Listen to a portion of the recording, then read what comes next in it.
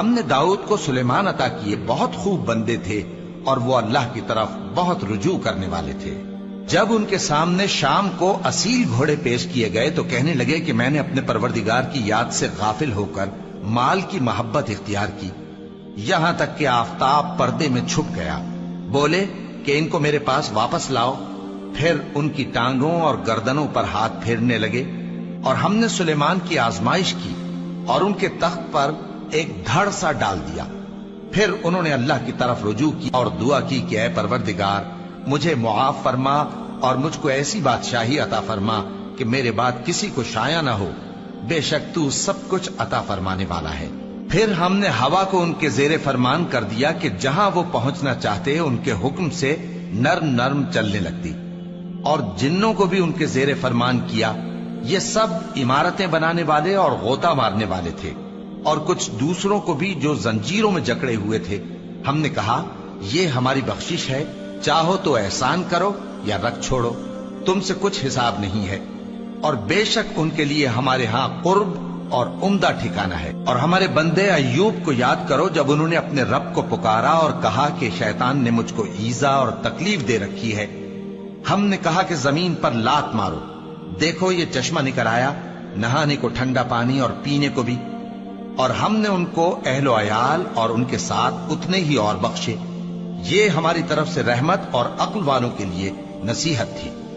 اور ہم نے کہا اپنے ہاتھ میں تنکوں کا ایک مٹھا لو، پھر اس سے مار لو اور قسم نہ توڑو، بے شک ہم نے ان کو ثابت قدم پایا، بہت خوب بندے تھے، بے شک وہ بہت رجوع کرنے والے تھے۔ اور ہمارے بندوں ابراہیم اور اسحاق اور یعقوب کو یاد کرو جو قوت والے اور صاحب نظر تھے۔ ہم نے ان کو ایک صفت خاص آخرت کے گھر کی یاد سے ممتاز کیا تھا، اور وہ ہمارے نزدیک منتخب اور خوبی والوں میں سے تھے۔ اور اسماعیل اور الیسع اور ذوالکفل کو یاد کرو، اور یہ سب بھی خوبی والوں میں سے تھے۔ یہ نصیحت ہے اور پرہیزگاروں کے لیے تو عمدہ ٹھکانہ ہے، ہمیشہ رہنے کے باغ جن کے دروازے ان کے لیے کھلے ہوں گے، ان میں تکیے لگائے بیٹھے ہوں گے، اور کھانے پینے کے لیے بہت سے میوے اور مشروبات منگاتے رہیں گے، اور ان کے پاس نیچی نگاہ رکھنے والی اور ہم عمر حوریں ہوں گی۔ یہ وہ چیزیں ہیں جن کا حساب کے دن کے لیے تم سے وعدہ کیا جاتا تھا، یہ ہمارا رزق ہے جو کبھی ختم نہیں ہوگا۔ یہ نعمتیں تو فرمانبرداروں کے لیے ہیں، اور سرکشوں کے لیے برا ٹھکانہ ہے، یعنی دوزخ جس میں وہ داخل ہوں گے، اور وہ بری آرامگاہ ہے۔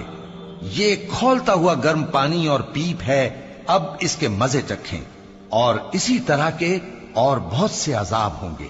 یہ ایک فوج ہے جو تمہارے ساتھ گھستی چلی آ رہی ہے، ان کو خوشامدید نہ کہا جائے۔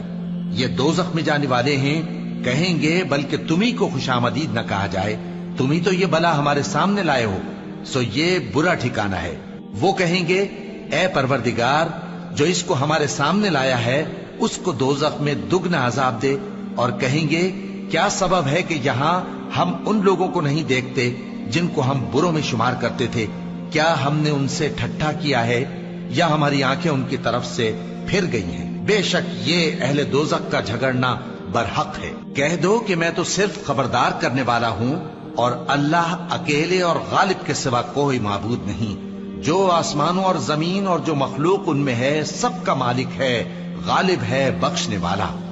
کہہ دو کہ یہ ایک بڑی ہولناک چیز کی خبر ہے جس کو تم دھیان میں نہیں لاتے۔ مجھ کو اوپر کی مجلس والوں کا جب وہ جھگڑتے تھے کچھ بھی علم نہ تھا، میری طرف تو یہی وحی کی جاتی ہے کہ میں کھلم کھلا خبردار کرنے والا ہوں۔ جب تمہارے پروردگار نے فرشتوں سے کہا کہ میں مٹی سے انسان بنانے والا ہوں، جب میں اس کو درست کر لوں اور اس میں اپنی روح پھونک دوں تو اس کے آگے سجدے میں گر پڑنا، سو تمام فرشتوں نے سجدہ کیا مگر ابلیس کہ وہ اکڑ بیٹھا اور کافروں میں ہو گیا۔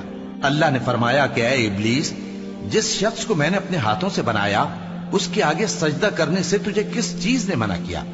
کیا تو غرور میں آ گیا یا اونچے درجے والوں میں تھا؟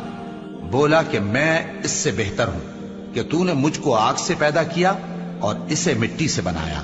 فرمایا بس یہاں سے نکل جا، تو مردود ہے اور تجھ پر قیامت کے دن تک میری لعنت پڑتی رہے گی۔ کہنے لگا کہ میرے پروردگار، اچھا تو مجھے اس روز تک کہ لوگ اٹھائے جائیں مہلت دے۔ فرمایا کہ تجھ کو مہلت دی جاتی ہے، اس روز تک جس کا وقت مقرر ہے۔ کہنے لگا کہ مجھے تیری عزت کی قسم، میں ان سب کو بہکاتا رہوں گا سوائے ان کے جو تیرے چنے ہوئے بندے ہیں۔ فرمایا ٹھیک ہے، اور میں ٹھیک ہی کہتا ہوں کہ میں تجھ سے اور جو